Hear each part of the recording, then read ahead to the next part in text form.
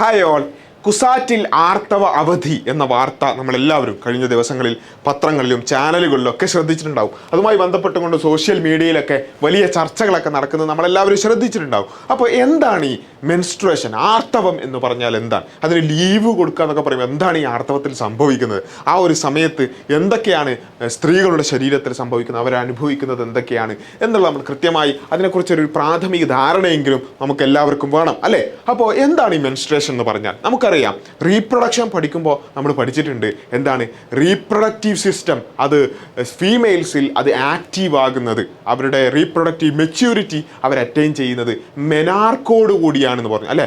ആദ്യത്തെ ആർത്തവം, ആദ്യത്തെ മെൻസ്ട്രുവേഷൻ, അതോടുകൂടി നമ്മൾ പെൺകുട്ടികൾ വയസ്സറിയിച്ചു അല്ലെങ്കിൽ പ്രായപൂർത്തിയായി എന്നൊക്കെ നമ്മൾ പറയും. അതിനുശേഷം ആ മെനാർക്കോട് കൂടി പിന്നീടുള്ള എല്ലാ മാസങ്ങളിലും അവർക്ക് എന്തുണ്ടാകും?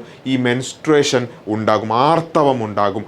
അത് അവസാനിക്കുന്നത് ഏകദേശം 45-50 ഇയേഴ്സ് ആകുമ്പോൾ മെനോപോസ്, ആർത്തവത്തിൻ്റെ ഒരു അവസാനം സംഭവിക്കുന്നതോടുകൂടിയാണ് അവരുടെ റീപ്രൊഡക്റ്റീവ് കാപ്പബിലിറ്റി അവസാനിക്കുന്നത്. ഇത് എല്ലാ സ്ത്രീകളിലും നോർമലായി ഉള്ള ഒരു കാര്യമാണ്. അപ്പോൾ എന്താണ് ഈ ആർത്തവം എന്ന് പറയും? മെൻസ്ട്രുവേഷൻ എന്ന് പറഞ്ഞാൽ എന്താണ് എന്ന് നമ്മൾ കൃത്യമായിട്ട് മനസ്സിലാക്കണം അല്ലേ? നമ്മൾ പഠിച്ചിട്ടുണ്ട് ഫീമെയിൽസിൽ പ്രൈമറി റീപ്രൊഡക്റ്റീവ് ഓർഗൻ ഏതാണ്? നമുക്കറിയാം ഓവറിയാണെന്ന് അറിയാം. ആ ഓവറി എത്ര ഓവറീസ് ഉണ്ട്? ഒരു ഫീമെയിൽ ബോഡിയിൽ എത്ര ഓവറീസ് ഉണ്ടാകും? 2 ഓവറീസ് ഉണ്ടാകും, ലെഫ്റ്റ് ഓവറിയും റൈറ്റ് ഓവറിയും. ആ ലെഫ്റ്റ് ഓവറിയും റൈറ്റ് ഓവറിയും ആൾട്ടർനേറ്റീവ് ആയിക്കൊണ്ടാണ് എന്ത് ചെയ്യുന്നത്? എല്ലാ മാസവും അത് എഗ്ഗ് പ്രൊഡ്യൂസ് ചെയ്യുന്നത്. എഗ്ഗ് എന്ന് പറഞ്ഞാൽ എന്താണ്? ഫീമെയിൽ ഗാമേറ്റ് ആണ് അല്ലേ?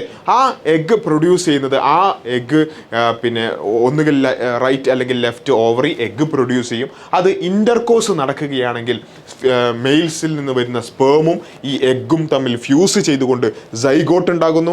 അതിനുശേഷം എംബ്രിയോ ആകുന്നു. അത് പോയി നമ്മുടെ യൂട്രസിൽ ഇംപ്ലാന്റ് ചെയ്യുന്നു. അങ്ങനെയാണ് ഒരു ഫീറ്റസ് ആയി വളർന്ന് ഒരു കുട്ടിയായി അത് പുറത്തേക്ക് വരുന്നത്. ഇത് നമുക്കെല്ലാവർക്കും അറിയാവുന്ന ഒരു കാര്യമാണല്ലോ. ഓക്കെ, അപ്പോൾ ഇതാണ് പൊതുവെ നടക്കുന്ന ഫെർട്ടിലൈസേഷനുമായി ബന്ധപ്പെട്ടുകൊണ്ട് നമുക്കറിയാവുന്ന ഒരു കാര്യം. എന്നാൽ നമുക്കെല്ലാവർക്കും അറിയാം, ഇങ്ങനൊരു ഫെർട്ടിലൈസേഷൻ നടക്കുകയാണെങ്കിൽ മെയിൽ ഗാമേറ്റും ഫീമെയിൽ ഗാമേറ്റും തമ്മിൽ ഫ്യൂസ് ചെയ്യുകയാണെങ്കിൽ ഒരു കുട്ടി ഉണ്ടാവുകയും ആ കുട്ടി അല്ലെങ്കിൽ ഒരു എംബ്രിയോ ഉണ്ടായി ആ എംബ്രിയോ യൂട്രസിൽ ഇംപ്ലാന്റ് ചെയ്ത് അത് പുറത്തേക്ക് വരും, ഒരു കുട്ടിയായി പുറത്തേക്ക് വരും നമുക്കറിയാം. പക്ഷേ നമ്മൾ ആലോചിച്ച് നോക്കിയിട്ടുണ്ടോ? എല്ലാ മാസവും എന്ത് ചെയ്യുന്നുണ്ട്? ഫീമെയിൽസ് എഗ്ഗ് പ്രൊഡ്യൂസ് ചെയ്യുന്നുണ്ട്. പക്ഷേ എല്ലാ സമയത്തും ഫെർട്ടിലൈസേഷൻ നടന്നുകൊള്ളുന്നുണ്ടോ?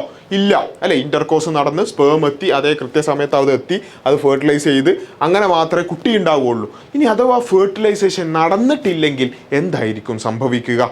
അതാണ് നമ്മൾ കൃത്യമായി മനസ്സിലാക്കേണ്ടത്. ഫെർട്ടിലൈസേഷൻ നടന്നിട്ടില്ലെങ്കിൽ സംഭവിക്കുന്ന ഒരു കാര്യമാണ് മെൻസ്ട്രുവേഷൻ എന്ന് പറയുന്നത്. അപ്പോൾ നമുക്കറിയാം, നമ്മൾ നേരത്തെ പറഞ്ഞു സൈഗോട്ടായി എംബ്രിയോ ആയി അത് എവിടെ വന്നിട്ട് പറ്റിപ്പിടിക്കും, എവിടെ വന്നിട്ട് ഇംപ്ലാന്റ് ചെയ്യപ്പെടും? യൂട്രസ് അല്ലെ? യൂട്രസിൻ്റെ വാളിൽ വന്നിട്ടാണ് ഇത് പറ്റിപ്പിടിച്ച് അതൊരു കുട്ടിയായി വളരുന്നത്, ഗർഭപാത്രമായി അത് കുട്ടിയായി വളരുന്നത്. അപ്പോൾ ഈ യൂട്രസിൻ്റെ ലൈനിങ് എന്ത് ചെയ്യണം? ഈ ഫെർട്ടിലൈസേഷൻ നടക്കുകയാണെങ്കിൽ അത് ഇംപ്ലാന്റ് ചെയ്യപ്പെടാൻ പറ്റുന്ന രൂപത്തിൽ നല്ല പ്രിപ്പയർഡായി നിൽക്കണം, നല്ല തിക്കായി നിൽക്കണം. അങ്ങനെ എല്ലാ മാസവും എഗ്ഗ് പ്രൊഡ്യൂസ് ചെയ്യുന്നത് കൊണ്ട് തന്നെ എല്ലാ മാസവും നമ്മുടെ യൂട്രസിൻ്റെ ലൈനിങ് നല്ല തിക്കായി, ഒരുപാട് ബ്ലഡ് വെസൽസും ബ്ലഡും അതുപോലെ തന്നെ ലൈനിങ് എല്ലാം തിക്കാക്കി വെച്ചുകൊണ്ട് പ്രിപ്പയർഡായി നിൽക്കും. ഓക്കെ, പ്രിപ്പയർഡായി നിൽക്കും. അപ്പോൾ അതാണ് നമുക്കിവിടെ കാണാൻ സാധിക്കുന്നത്. ഇതാണ് ഓവറിയിൽ നിന്ന് ഒരു എഗ്ഗ് പ്രൊഡ്യൂസ് ചെയ്യുന്നു. അപ്പോൾ എഗ്ഗ് പ്രൊഡ്യൂസ് ചെയ്ത് ഇവിടെ വെച്ച് ഫെർട്ടിലൈസേഷൻ നടക്കുകയാണെങ്കിൽ എന്ത് സംഭവിക്കും?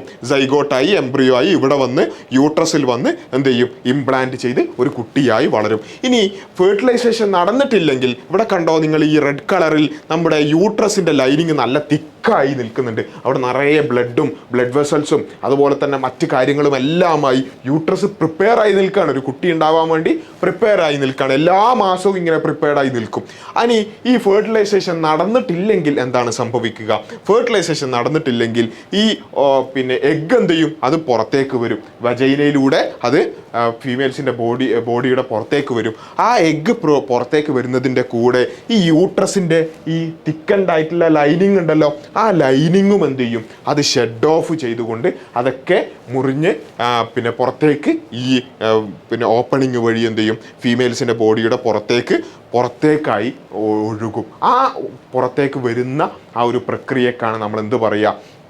ആർത്തവം എന്ന് പറയാം. അപ്പോൾ ഇതിൽ എന്തുണ്ടാവും? ബ്ലഡും മ്യൂക്കസും അതുപോലെ തന്നെ ലൈനിങ്ങും മറ്റ് കാര്യങ്ങളും അതുപോലെ തന്നെ എഗ്ഗും എല്ലാം അൺഫെർട്ടിലൈസ്ഡ് ആയിട്ടുള്ള എഗ്ഗും എല്ലാം പുറത്തേക്ക് വരും. ഈ പുറത്തേക്ക് വരുന്ന ആ ഒരു സമയത്തെ സംബന്ധിച്ചിടത്തോളം സ്ത്രീകളെ സംബന്ധിച്ചിടത്തോളം ഒരുപാട് തരത്തിലുള്ള ഒരു പ്രയാസങ്ങൾ അവരനുഭവിക്കും. കാരണം ഇത് ഷെഡ് ഓഫ് ചെയ്യാനല്ലേ, നമ്മുടെ ശരീരത്തിലുള്ള ഒരു ലെയർ ഇങ്ങനെ ഷെഡ് ഓഫ് ചെയ്ത് അത് കയറി പുറത്തേക്ക് വരികയാണ്. അത് ഏകദേശം ഒരു 6 7 8 ദിവസങ്ങൾ നീണ്ടു നിൽക്കുന്ന രൂപത്തിൽ എന്ത് ചെയ്യും, അത് അവർക്ക് അനുഭവപ്പെടാൻ സാധിക്കും. അപ്പോൾ ആ സമയത്ത് നമ്മുടെ ശരീരത്തിൽ നിന്നൊരു ലെയർ ഇങ്ങനെ ഷെഡ് ഓഫ് ആയി വന്ന് അതിൽ നിന്ന് പിന്നെ രക്തമൊക്കെ പുറത്തേക്ക് വരുമ്പോൾ നമുക്ക് എന്തുമാത്രം വേദന ഉണ്ടാവും നമുക്ക് ഊഹിച്ചൂടെ.